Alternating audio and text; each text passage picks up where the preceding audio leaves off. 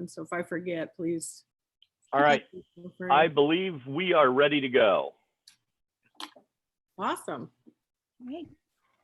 Good evening. I'd like to call the Manchester Community School Board of Trustees to order. If you would join me in the Pledge of Allegiance, and you can see the flag behind Mr. Markham's shoulder.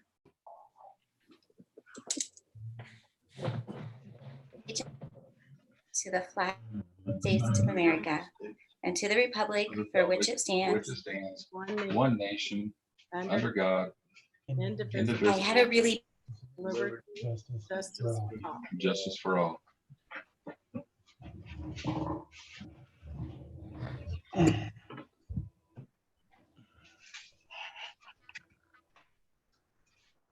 Is Ruth frozen?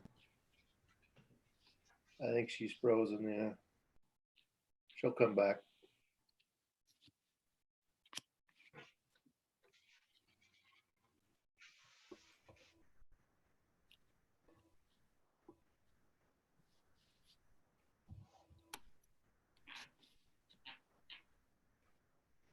It looks like maybe Ruth's internet died.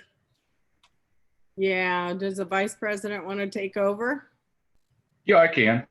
Okay. Why don't we start moving forward and she can catch up when she comes back. Okay, so we just did the Pledge of Allegiance. We'll call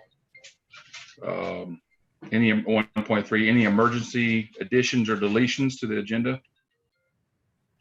Yes, we had emergency additions and deletions there.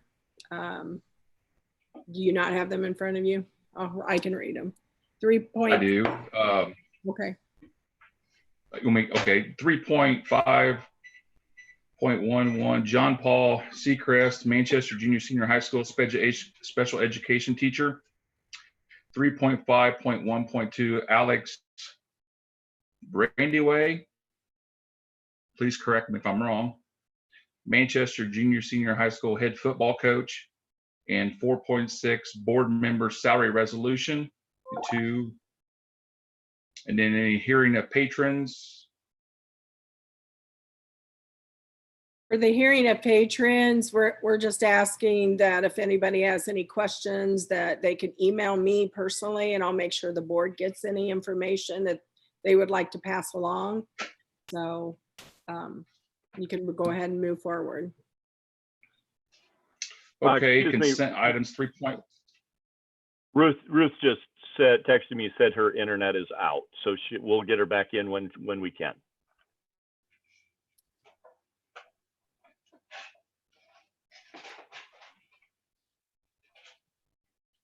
Go ahead, Steve.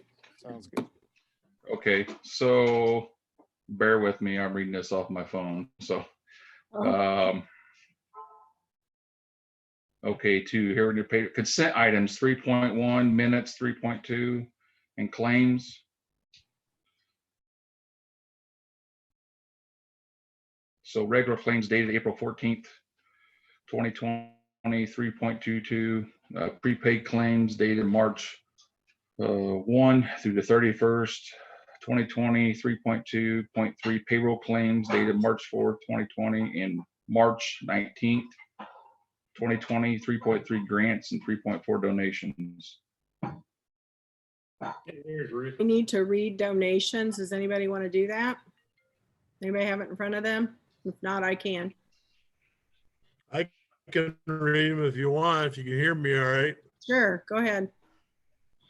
Yeah, I got a donation of $100 to the Manchester Junior High School, Senior High School FFA program from Jay and Sharon Heckerman. We got a donation of $100 to the Junior Senior High School track from an anonymous donor in cash. We have a $200 donation to the Manchester Junior Senior High School girls basketball from an anonymous donor in cash. We have a donation of $200 to track from an anonymous donor, another $200 to the baseball from an anonymous donor, and another donation of $500 for the Everglades trip from an anonymous donor, which was administered by the Community Foundation of Wabash County. And that's it.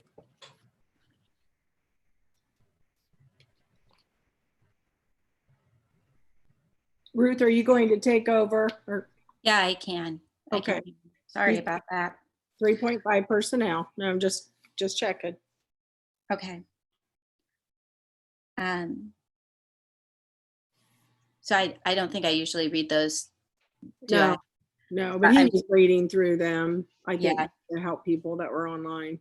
So I'm just asking for a motion for the consent items. Correct. So moved. I have a motion from Mr. second. Flock and a second from Mr. Turflinger. Is there any discussion? And so those who are watching online, the board is already aware of this, but because it's a virtual meeting, we'll have to do a roll call for each vote and people will answer. So Mr. Hensley, Yay. Mr. Turflinger, Yay. Mr. Bedke, Yay. Mr. Shaw, Yay. Mr. Flack, Yay. Mr. Esposette. Yay. I vote yay, so that the motion carries 7-0. Thank you. Recommendations for approval. We have two policies, 5230 and policy 3230. Do we want to do these as separate items or together?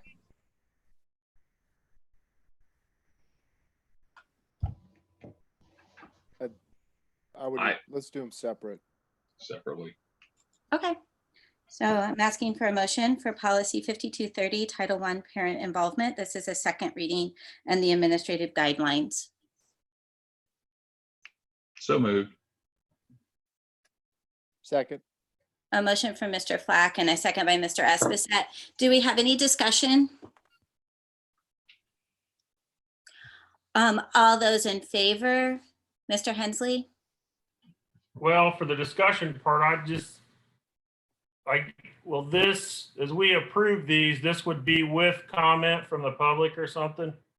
So, Yes, when, I'm not muted, am I? When Mrs. Corus works with the teachers to create this, every year they're required to have input from their parents. So they'll have annual meetings that they will get that input from. okay. No, I mean, on these policies, as far as the policies go and approval, as we approve these, it would be kind of on condition that no one from the public has something coming back on it, right? So, I mean, I vote yay, but I'm just saying, I don't think anything's gonna happen with these, but we're gonna have to look at that from a policy perspective, like getting public comment on them before we do or something. So anyway, yay. Mr. Turflinger? Well, I guess I just have a question. Now that he brings that up, should we be doing this when the public can't comment since we're in this COVID-19 mode? I don't know, what do the rest of you think? I mean, I'm not opposed to it, but typically we allow public comment. What do you think, Dr. Ramel? Well, I was going off of what Mark had recommended. I mean, we didn't want necessarily a recommendation, but the only time we have to take public comment is if we're having a hearing. This isn't a hearing, so we were just trying to move forward. That's why I made the statement at the beginning that if anybody had any questions or concerns or anything, that they could email me and I'll make sure that gets to the board. If there are anything, if there's anything, we can always bring it back. I can. That's what I was just saying, just I can bring it back. Well, plus this is a second reading, so the first reading, the public had a chance to make a comment too, so. Yeah, That's correct. that's correct. Well, they can comment on either. Okay, I vote yes. So we had a motion by Mr. Flack and a second by Mr. Esposette, and now we're voting whether in favor or not. So Mr. Bedke, Yay. Mr. Shaw, Yay. Mr. Flack, Yay. Mr. Esposette, Yep. and I vote yay. So motion carries 7-0. 4.2 is policy 3230, the suicide awareness and prevention. This is a second reading for that. So moved. Second. I have a motion by Mr. Flack and a second by Mr. Bedke. Do you have any discussion? Right then, all those in favor? Mr. Hensley, Yay. Mr. Turflinger, Yay. Mr. Bedke, Yeah. Mr. Shaw, Yay. Mr. Flack, Yay. Mr. Espesat. Yay. I vote yay. Motion carries 7-0. Thank you. We're looking for approval of the 2020-2021 school year calendar. And let me speak to that this is the third time we have brought that back. And unfortunately, we miscounted our days and there were several of us that looked at it and we just missed one day. So all we're doing is adding one day to the very end of the calendar. So that's really it. And I believe, oh good, he's pulling it up here. And he won't stop. The 27th we added to that calendar. So we had, make sure we had 180 instructional days. And MTA was good with that. Yes. I'll make a motion. Second. There's a motion by Mr. Hensley. I think the second was by Mr. Flack. Yes. Okay. Yes. Motion by Mr. Hensley, a second by Mr. Flack. All those in favor? Mr. Hensley, Yay. Mr. Turflinger, No. Mr. Bedke, Yay. Mr. Shaw, Yay. Mr. Flack, Yay. Mr. Espesat, Yes. and I vote yes. If I understood everybody correctly, the motion carries 6-0 or 6-1. Thank you.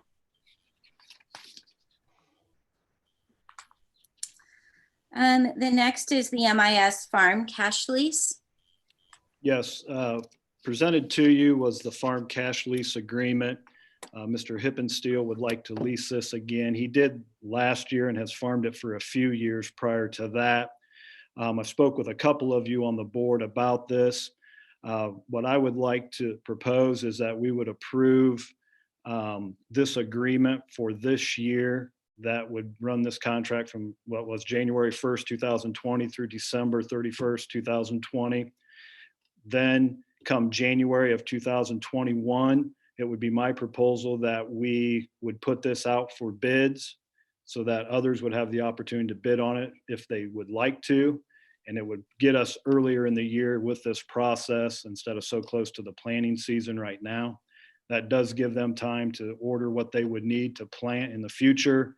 And it would also be, we feel, important to maybe extend this to like a 3-year contract going forward so that we're not bringing this to the board every year, and allows the farmer to do some other things if they want to the ground and the soil and reap those benefits if they choose to do those things. So my recommendation would be for you to approve this for just 1 year for Mr. Hippensteel. Then moving forward, January 2021, make it a 3-year contract and open it up for bids at that time. Thoughts? So moved. Second. Yep. Mr. Hensley, did you second? Or Dave. I did. Doesn't- Okay. A motion by Mr. Flack and a second by Mr. Turflinger. Is there any discussion? All those in favor, Mr. Hensley, Yay. Mr. Turflinger, Yay. Mr. Bedke, Yes. Mr. Shaw. Yay. Was that a yes? A Yes. yay? Okay. Mr. Flack Yes. and Mr. Espesat. Yes. I also vote yay, so the motion carries 7-0. Thank you. Thanks. We have the COVID-19 donation resolution. Yes, this is a resolution we put together so that if any of our healthcare facilities in our area are in need, that we can donate in any items we have. We actually had to do that this last weekend with Timbercrest. We were able to get them some very much needed disinfectant, and we just wanted to make it official here by adding this resolution. So moved. Second. Motion by Mr. Flack and a second by Mr. Turflinger. Do we have any discussion? All those in favor, Mr. Hensley, Yay. Mr. Turflinger, Yes. Mr. Bedke, Yes. Mr. Shaw, Yay. Mr. Flack, Yes. and Mr. Esposito. Yes. I also vote yes, so motion carries 7-0. Thank you. I just need to- Oh, sorry, guys, I just need to get my agenda up here. All right. 4.6, the board member salary resolution. Yes, this is another resolution that was brought, so it gives some flexibility to board members if they want to take less than the full compensation each year. They can take 0, they can take $500, whatever it is, up to the normal 2,000. So this is just formalizing that so that anyone has the opportunity to change what they would like to have in a salary.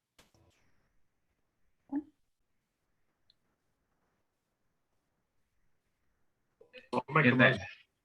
Oh, sorry. no, go ahead. Go ahead, Steve, sorry. Well, I was just, no, we'll wait till we get discussion. Go ahead. I'll move. Second. There was a motion by Mr. Esposito, but I don't know who seconded. Okay, Right. thank you, Mr. Bedke. Is there discussion? I was just asking, how does the board member just notify the office then? They can even send an email and we can put that in the file, so. Okay, thank you. All right, so there is a motion by Mr. Esposito and a second by Mr. Bedke. All those in favor, Mr. Hensley, Yay. Mr. Turflinger, Yes. Mr. Bedke, Yes. Mr. Shaw, Yay. Mr. Flack, Yes. Mr. Esposito. Yes. I'm in favor also, so motion carries 7-0. Thank you. Right, then for discussion and information, we have 3 policies, Dr. Grimo. Yes, the very first one, policy 5240 is test security assessment. And it's required each year that we do this to make sure our assessments are secure. And we have to lock them up. We have certain procedures that we use. Staff is trained every year on this, and this is just a policy to let the board know what we are doing, how we are doing it, and that we are in compliance with the state.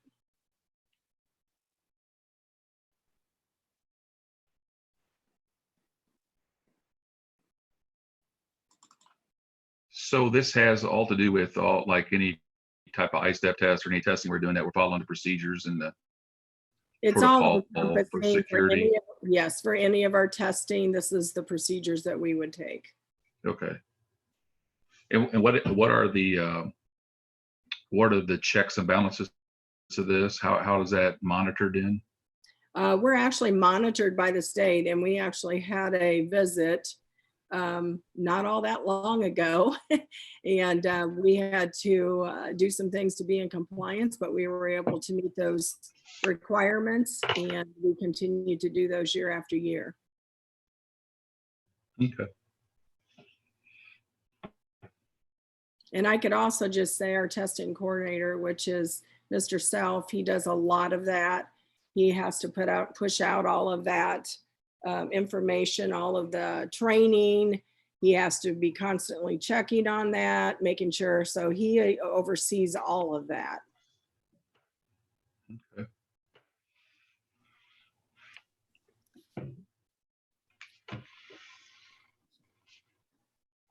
I'm sorry, I had a little trouble here. Did you say Randy is our designee? That is correct. Thank you.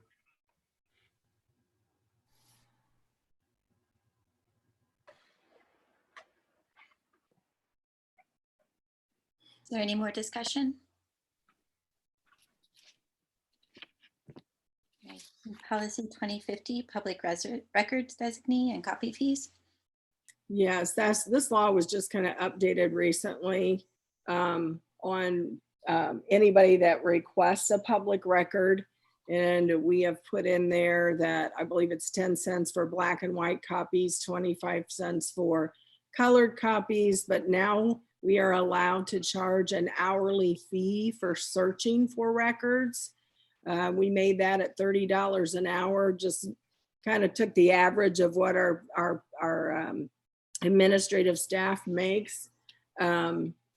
Because I've been in certain circumstances where it's been hours and hours of search and going through documents and trying to find those things. So now they are allowing for a search fee to compensate our workers from taking them away from the other job duties that they have. I have a question. Sure. How does this affect freedom of information requests? I know we're allowed to charge. Is the policy still in? I know from previously, the board policy was freedom of information requests were answered within 24 hours. Is that still in effect? And how does this policy affect? Are we still in compliance? Has somebody looked at making sure we're still in compliance with the Freedom of Information Act? Well, this came right from the ISBA. And I'm assuming that they would cross-reference that to make sure that we are in compliance. But I don't believe this has a time listed on it for how many days. I read it. I couldn't find it. I know from filing freedom of information requests before, board policy was it was answered within 24 hours. And Either it's by not, email or it's not 24 hours anymore because they have to give us time to search. And I want to say 4 days, but I could be wrong. And maybe Mark's listening and he would know what that is off the top of his head. But we can get that information. This is the first read. We can get that information for you. Teresa, can you share some examples? Oh, goodness. Like our finances, any type of finances are public record. So we would have to dig through certain claims and maybe a bidding process. If somebody wants to know what our latest bread bids are, that seems to be one that I've seen over and over again. So we would have to search for those old bids, and a lot of times they want 5 years worth or something like that. So sometimes it takes some time to gather that information. I've had requests from former employees that haven't worked for us for 25 years, and we have to sift through different information to be able to get that for them. So, I mean, it's rare. It doesn't happen a lot. But it does take a lot of time away from what we need to be doing on a day-to-day basis. So, and that's basically why we have been allowed now to be able to charge for that, because it has been time consuming for a lot of school corporations. So I think our discussion on that in policy in the committee was, it depends on what information they're after and the quantity of information on a time limit, like even if you can find it. So then the other thing involved in this one was the old procedure kind of listed a bunch of examples, kind of to Rick's point. And one concern would be, that I still kind of have in the back of my mind is, the policy, making sure that people in a school understand for information, these people go to the administration office, and then that packet that we give them defines all what this public information is. So this would be one place that would concern me for liability on who gives what information. So that was before you guys ask anything else, that was in the policy committee, some of the discussions we had, but thought it was well written. Just, the example thing kind of cropped up in our discussions as well. So. And I just received some information from Mr. France. He said it depends on how the request is made. The first response acknowledges the request, and the actual production time is reasonable time. So that's what the law is stating. Is that the freedom of Well, information? I don't know. He did not give me that information. No. Like I said, I'll have to check that out. is there clarification in the policy of who does give the information? Is it the superintendent? Is it the business manager? It really depends on who is the gatekeeper of those specific documents. And a lot of times it would be our ladies in the office, depending on whether they're asking something at a school level, they're asking something at the corporation level. It just depends. But typically the request will come to me, and then I will channel it to the right person and usually get it back to them as soon as we can. And then we have the packet that's given to those people for that request at that time. Is that what you pulled out there, Jeremy? Yes, yeah, there would be a packet with that information, with their information, so we know who they are and contact information, all those things.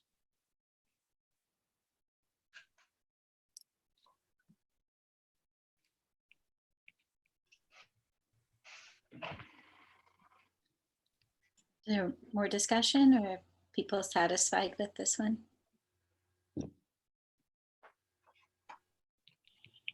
Before we come back with the second reading, I'd like to have the answer to that freedom of information question. And I'm guessing those typically come to your office, Teresa? What's that? The requests? Yes. Many times they do, but then we also, like Jeremy was just saying, we have a form that they fill out to make those requests as well. But a lot of times I will just, in the past, I have gotten those emails from a variety of people. Thank you.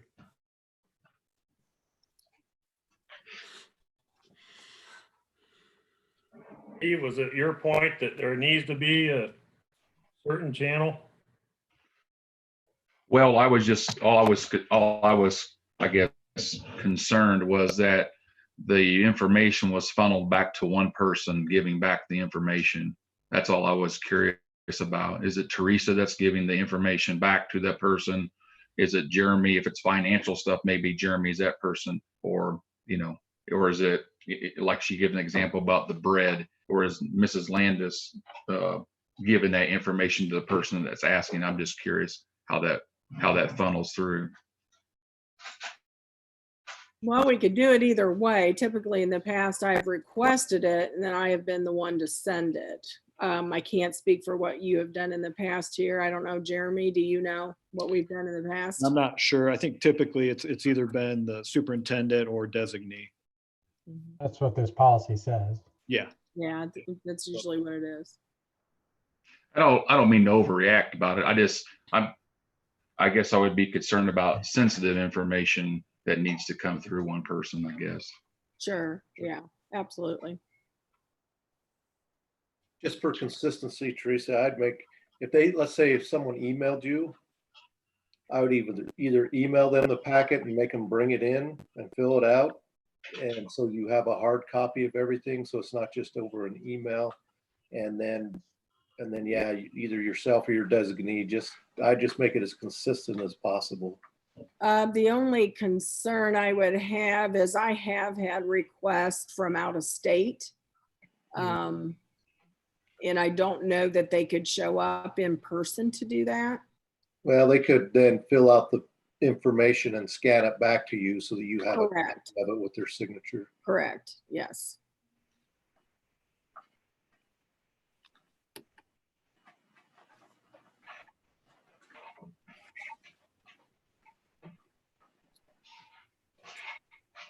Do we want to look at the other policy, 3150?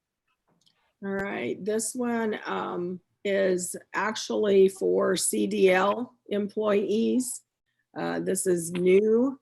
It's quite comprehensive. I believe it's 20 pages long. I don't think you want me to go in that much detail, but to stay in compliance, there are several hoops, so to speak, that they have to jump through to make sure that they have their license and they maintain that license. I have ran this past our transportation director, and she feels like it fits exactly what the law is saying. And this is the procedure that she follows since the law has changed in the last, I think it's 2 years ago, right, Jeremy? Do you remember? Yeah, they made some changes, and then just recently. Stop right there, Andy. I know just recently, starting in January, all bus drivers have to be a part of this clearinghouse. It's all web-based now. And so we have to do everything, whether it comes through drug testing or pre-employment lookups. If we're going to hire a new driver, has to go through this clearinghouse and through this website. And it's just not for schools. I mean, this is all CDLs, all truck drivers across the United States. This is a government clearinghouse that they're now going to. And so this whole document is basically a piece of all of that and what we have to follow now as well. Are we in a drug testing pool, Jeremy? Yes, yes. Good. Randy, could you scroll up to B under random, right? You're almost right there. Dr. Grimeau, can you explain if a person is called for a random, it says here, if they're selected at random for either test, the director will notify the employee. This looks like it's written for a company where the driver is driving all day long. My only question is, our bus drivers don't drive all day long. They could be at home with a grandkid or a sick child. And it says that they're to go to the collection site as soon as possible after notification. And I can't see all of it here because our pictures are over the top of it. But I was just wondering if that time constraint shouldn't be defined. I know the policy where I used to work, it was defined. I think we were given an hour and a half to report. So that if you were home with a sick kid and your number come up that day, I'm just wondering if we shouldn't put a time in there. Because it could, if they don't go to the collection site as soon as possible after they're notified, it can be considered a refusal to test. So that was. I know Imogene would know that off the top of her head. There is a time frame, and I can't remember what that is. Yeah, they do have a limited amount of time. I want to say it's more than an hour, though. Yeah, I think. I want to say it's up to 3 hours, but we can double check that with Imogene for sure to get that and see if that's something we can get put in there. And do we have a clinic identified for our testing? Again, with the time constraint, Yes. are they having to go to Fort Wayne or are they running to Wabash or is it done here local? No, they're all through Wabash currently. Okay. Parkview So Wabash. by the time you get the phone call, 30 minutes wouldn't be enough to get there. Yeah, no, it's a longer time than that. And we've been doing that for a few years now where they've been going down to Wabash. So it's supposedly, obviously it's inconvenience at times, definitely. But it has worked out and our drivers have made it work. So those are things we'll definitely always continue to look at and some of the limitations that you have on the testing sites and areas as well. I don't know what the rest of the board thinks. I'd just like to see some kind of a time window in there so that everybody's on the same page. When a driver gets hired and they read this thing, they know, okay, if I come up in a random, I got this much time so they can plan their days accordingly. Yeah, we'll look into that. Thank you.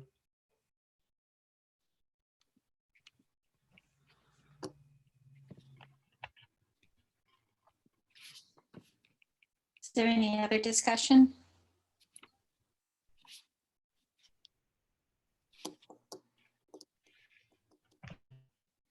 All right, then superintendent comments. And I would just say again, if anybody has any comments, public comments, to please send me an email and I'll make sure everybody gets it. Before we leave tonight, I just want to really reach out to everybody that's listening and just tell you that your thoughts and prayers are with us, with you all, because I know that during the COVID-19 crisis, there have been people who have lost jobs, who have, lost loved ones, and depression and anxiety, I know, hits big during these times. And I just want you to know that if you need anything, please call the MAO, and we will try to connect you with any resources possible. We do have a lot of connections there. If you're struggling in any way, we'd love to be able to help you and provide anything for you that we can. We're here for you. We want people to know that. And we do have a lot of agencies that we work with that we can make sure that we get whatever resources you need.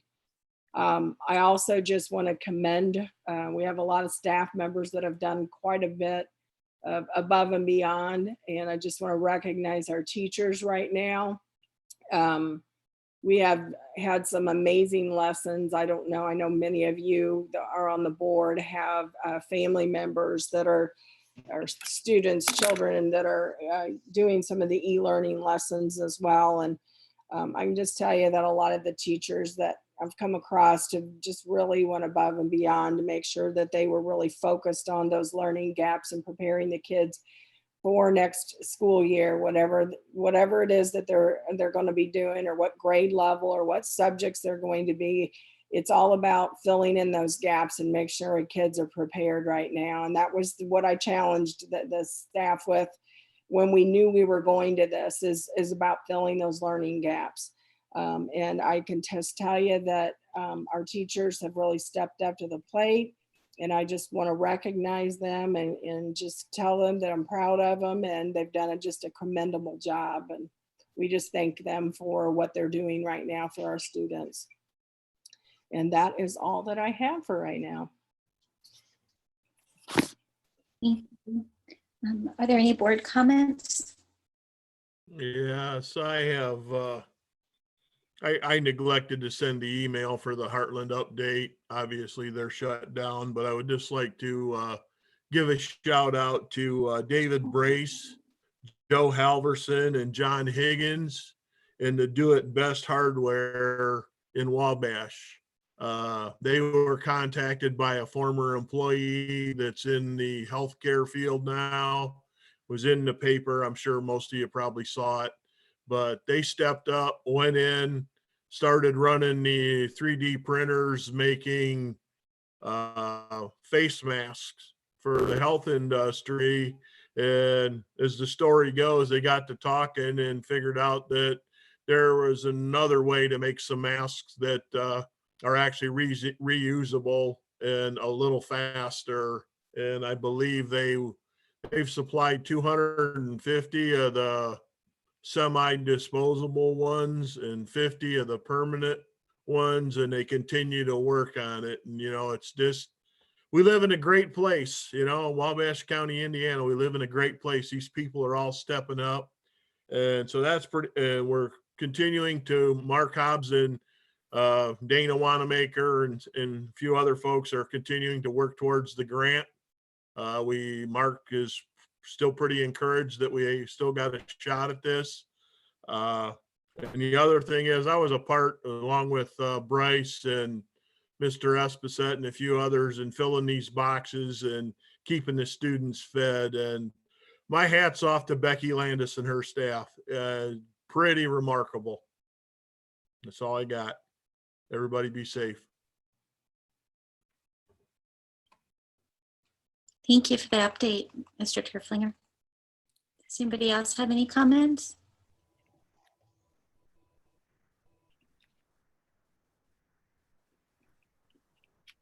All right, then.